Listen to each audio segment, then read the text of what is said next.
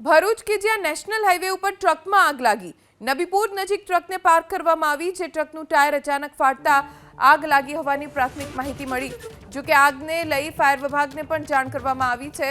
પાણીનો મારો ચલાવી ફાયર વિભાગે આગ ઉપર કાબુ મેળવી લીધો છે। આગ લાગવાની ઘટનાના કારણે આસપાસ તો અફરાતફરી મચી ગઈ। થોડા સમય માટે વાહન ચાલકો પણ અટવાઈ ગયા હતા। टायर फाटता ट्रक में आग लगी होवानी प्राथमिक माहिती मळी छे। भरूच के ज्यां नेशनल हाईवे पर ट्रक में आग लगी। नबीपुर नजीक ट्रक ने पार्क करवामां आवी, जे ट्रकनुं टायर अचानक फाटता आग लगी होवानी प्राथमिक माहिती मળી। जो के આગને લઈ ફાયર વિભાગને પણ જાણ કરવામાં આવી છે। પાણીનો મારો ચલાવી ફાયર વિભાગે આગ ઉપર કાબુ મેળવી લીધો છે।